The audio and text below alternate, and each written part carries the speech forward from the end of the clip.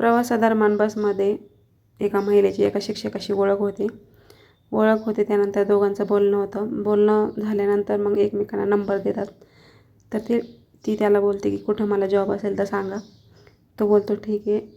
त्यानंतर मग तो शिक्षक आहे तो तिला 8 दिवसांनी फोन करतो.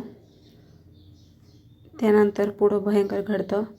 काय हे पूर्ण स्टोरी बघण्यासाठी आपल्या चॅनल सबस्क्राईब केलं नसेल तर करून घ्या, म्हणजे मी जो व्हिडिओ टाकेल त्याचं नोटिफिकेशन तुम्हाला पोहोचेल आणि माझे व्हिडिओ बघायला भेटतील.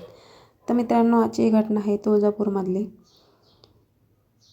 तर एक महिला बसने प्रवास करत होती. तर बसमध्ये एका शिक्षकाबरोबर तिची ओळख होती.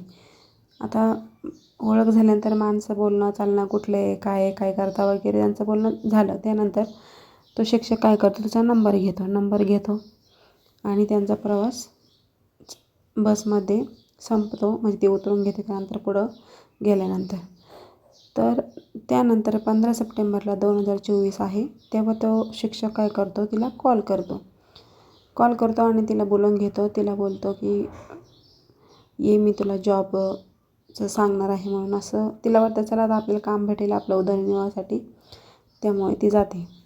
तर तो सांगतो की लातूरला जाते. ती 16 सप्टेंबरला जाते. 15ला फोन येतो आणि 16ला ती जाते.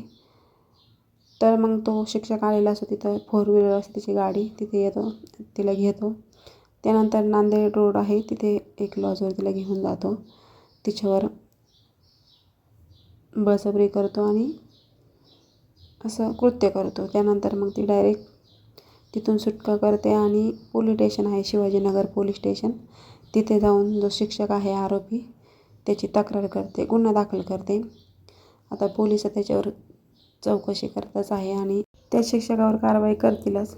पण मित्रांनो, तुम्हाला काय वाटतं स्टोरीतून कमेंट करून नक्की सांगा. आता जेव्हा आपण प्रवास करत असतो खूप जणांना असं ओळखी-पाळखीचे भेटतात, बोलणं होतं, पण मग कुणाला नंबर देणं योग्य आहे का? आपण त्याला ओळखत नाही आणि लगेच नंबर द्यायचा. त्यामुळे बघू शकता ह्या महिलेवर कसं प्रसंग ओढवला. तर आपण मनमोकळं, पण आपल्या मनात काही नसतं किंवा काही वेळेस आपण बोलून जातो, पण असं न करता, कारण समाजामध्ये अशा घटना खूप घडत आहे. त्यामुळे सर्वांनी काळजी घेतली पाहिजे. तर आपल्याला कुणाला बदनाम करण्याचा हेतू नाही. हेतू फक्त एवढाच आहे की अशा घटना खूप घडत आहे आणि सर्वांनी सावध राहा. भेटूया नेक्स्ट व्हिडिओमध्ये.